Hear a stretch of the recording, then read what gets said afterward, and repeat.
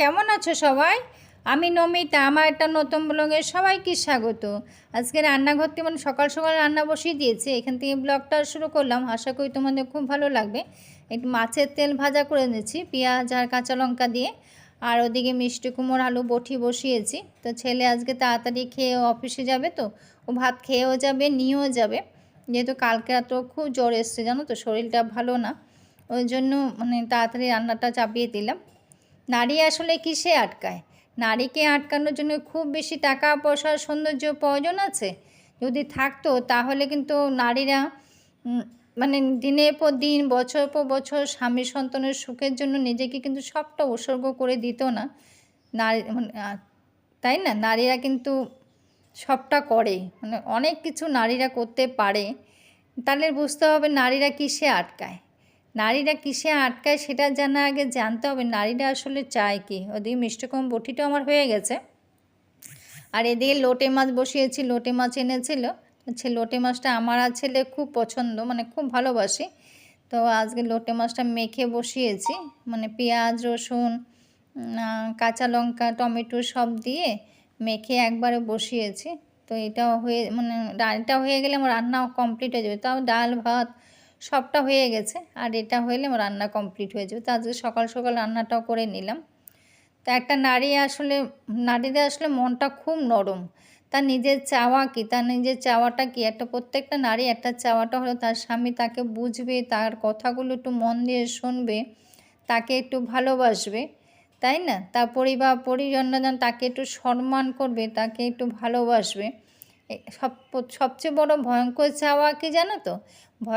প্রত্যেক নারীর মধ্যে একটা ভয়ঙ্কর ব্যক্তিগত চাওয়া হলো তার পুরুষ মানুষটি যেন তার শুধুমাত্র তাকেই চাইবে, তার অন্যত্র যেন কোথাও তার মনটা না থাকে। এটা কিন্তু প্রত্যেক মেয়েদেরই চাওয়া। তাহলে মেয়েরা কিসে আটকায়? মেয়েরা আটকায় মাতৃত্বে। একজন মার কাছে তার সন্তানের ভালো থাকাটা, তার মুখের হাসিটা কিন্তু মার কাছে প্রধান, তাই না? একজন সন্তানকে বড় করতে হলে কিন্তু তার মা বাবা দুজনকেই প্রয়োজন। এদিকে স্নান করে পুজো দিয়ে চলে এলাম। তো পুজো দেওয়া চলে এসে দেখলাম এই জায়গাটা অনেকটা সময় এখন আছে, তো এখন তো বেলা তেমন কিছুটা সময় হয়নি, যদিও ঘড়ি দেখিনি কটা বাজে। এখন দেখলাম পুরো অন্ধকার হয়ে আছে, আর এই জায়গাটা পুরো এলোমেলো হয়ে আছে। এলোমেলোটা আমিই করি আসলে। কোথাও যদি যাওয়া, এই জায়গাটা আমিই ব্যবহার করি, কেউ করে না। কোথাও যদি যাওয়ার থাকে না, তখন তাড়া থাকলে একটু এলোমেলো হয়ে যায়। আবার সময় করে আবার পরিষ্কার পরিচ্ছন্ন গুছাই, যেটা আমিই করি। তো আমি নিজে নিজে ভাবি আমিই এলোমেলো করি, আবার আমিই গুছাই, আমারটা আবার কে করবে, তাই না? তো এখন কিন্তু পুরো অন্ধকার হয়েছে, বৃষ্টি এসেছে, একটু পরেই বৃষ্টি এসেছে, তখন দরজা টরজা বন্ধ করতে হয়েছে। তা এখন তো পুরো অন্ধকার হয়ে গেছে, তো বোঝাই যাচ্ছে।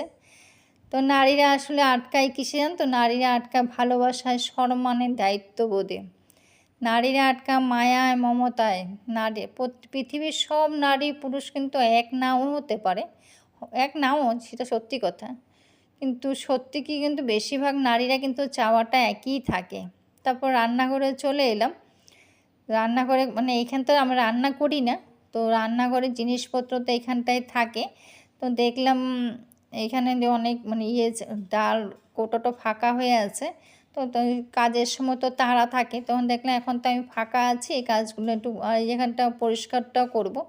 যেহেতু এখানটা ব্যবহার না হলে কিন্তু মাকড়সা কিন্তু ঘর করে। তো মাকড়সাগুলো তো মাঝে মাঝে তো একটু জাগ্রত করতে হয়, যাতে ওটা ঘর না বাঁধে। তো না বাঁধলে আমার ঘরে কিন্তু মাকড়সাটা বেশি হয়, জানি না কার ঘরে কেমন হয়, আমার ঘরে একটু বেশি হয়, জানো তো। তো মাঝে মাঝে এসে ওদেরকে একটু তাড়না করি যে তোরা একটু বেরো। প্রচুর অনেকগুলি মাকড়সা বের করলাম, মারলাম। আমি আবার এগুলোকে বের করে সঙ্গে সঙ্গে মেরে দিই, থাকলে তো বংশ বিস্তার করে, ওই জন্য আমি আবার বার করা মাত্র মেরে ফেলি আমি। তো দেখলাম অনেক হয়েছে, তো এগুলি সব বার করলাম।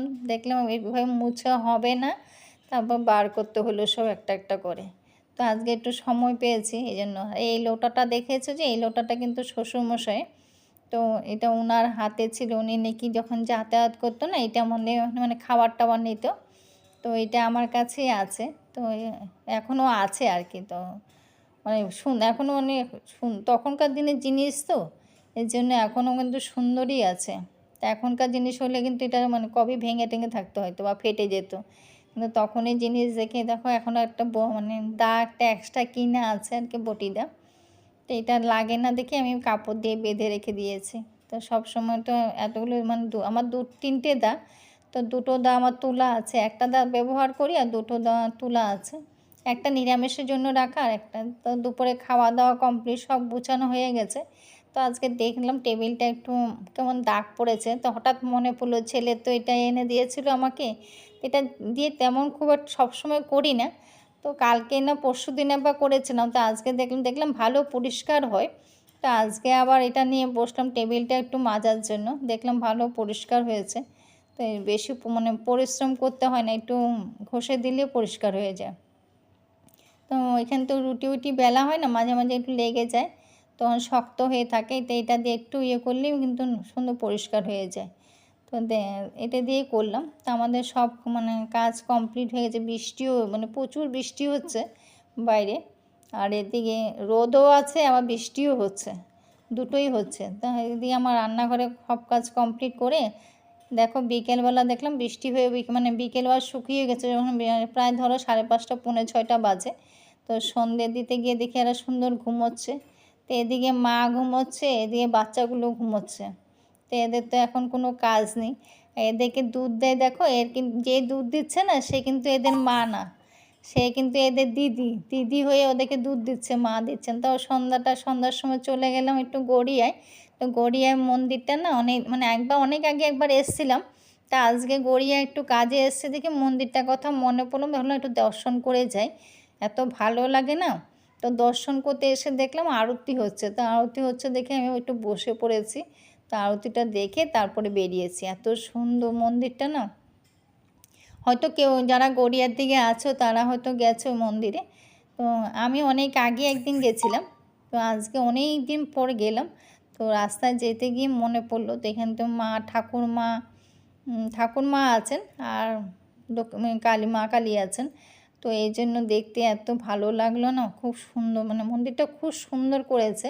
আমি যখন আগে এসেছিলাম তখন পুরো মন্দিরটা হয়নি, তখন মানে কাজ চলছিল, এখন মনে পুরোটা হয়ে গেছে। তো দেখো কি সুন্দর নারায়ণ আছে এখানে আলাদা করে, এটা নিচে আর কি, সিঁড়ি দিয়ে নামলাম, নেমে তারপর দেখলাম এখানে নারায়ণ আছে। তো এত সুন্দর দেখো দেখতে, তুলসী গাছও আছে, আর এখানে বাবা ভোলেনাথ আছে। তা খুব ভালো লাগলো, কতক্ষণ বসলাম, একাই এসি, তো কতক্ষণ বসলাম। তারপর আরতি দেখলাম, দেখো আরতিও হচ্ছে, তো আরতিও দেখলাম। দেখে অনেক লোকজন দেখলাম আসে, আশেপাশে লোকজন হয়তো আসে এখানে বসে, এখানে আরতি দেখে হয়তো প্রতিনিয়ত, মানে জিজ্ঞাসা করলাম তারা প্রতিদিন আসে।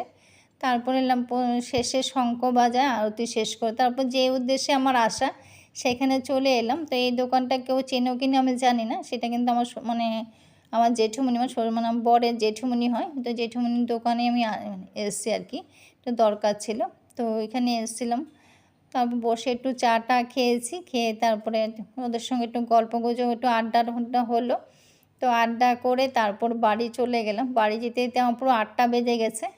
তো অনেক দিন পর ওদের সঙ্গে দেখা হয়েছে, তো দেখা বেশ কিছুক্ষণ গল্প টল্প করে তারপরে বাড়ি চলে এসে অনেকক্ষণ হয়েছে। এসে আবার পুজো দিলাম, বাড়ির সন্ধ্যা পুজো, ঠাকুর সজ্জা টজ্জা দিয়ে তারপর একটু চা করে খেলাম, চা ওখানে খেয়ে এসে আবার এসে একটু চা খেলাম, কিন্তু বর চা খেয়ে বলেছে দেখে চা করলাম, চা খেলাম।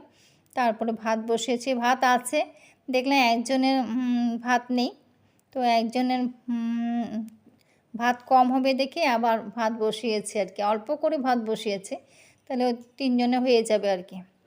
তো দেখো জানলার মধ্যে যে পেপার দেওয়া না, তো এগুলো অনেক আগে দিয়েছিলাম, তো অনেক একবার গল্পও করেছি যে পেপারগুলো খুলবো করে ভাবি প্রতিদিন, কিন্তু আর পরে গিয়ে ভুলেই যাই, খোলা আর হয় না। তো ভাত রান্না করে ছেলেও চলে এসে খাওয়া দাওয়া কমপ্লিট হয়ে গেছে। তো রাতে তো খাওয়ার পরে তো আমি তোমাদেরকে আগেও বলেছিলাম যে আমি খাওয়ার পরে বাসন টাসন সব মেজেই রাখি, আর এখন তো মেজে রাখতেও হয়, আর এমনিও আমি মেজে রাখতাম যখন আমার হেল্পিং ছিল তখনও আমি মেজেও রাখতাম, রাতে বাসন আমি কখনও রাখি না, না রাখাটাই ভালো। তো আমিও মেজে পরিষ্কার করে রান্নাঘরটা পুরো গুছিয়ে তারপরে মানে ঘুমোতে যাই, এটা আমি মানে প্রতিদিন করি। তো রান্নাঘরে পুরো কাজ কমপ্লিটও হয়ে গেছে, ওদিকেও চুলা টুলা মোছা হয়ে গেছে। তারপরে কাপড়টা ধুয়ে এখানে রেখে দেবো, তারপরে ফ্রেশ হয়ে তারপর শুয়ে পড়বো আর কি। তো রাতে তো আর বেশি কাজ থাকে না, তো এখন এই কাজ থাকে। তো এখন সব কাজ করে চুল টুল বেঁধে নিলাম, বেঁধে তারপরে ওয়াশ করতে চলে গেলাম। তো একটু মুখ টুক ধুয়ে তারপরে ফ্রেশ হয়েছো। তো আজকের ব্লগটা এখানে শেষ করব। কেমন লাগলো আমাকে সবাই কমেন্ট করো। ভালো থেকো, সুস্থ থেকো। যারা সাধারণ ভিউয়ার্সরা দেখো তারা একটু সাবস্ক্রাইব করে পাশে থাকতে পারো। তারা দেখো কিন্তু কমেন্ট করো না, কমেন্ট করতে পারো, কমেন্ট করলে ভালো লাগবে।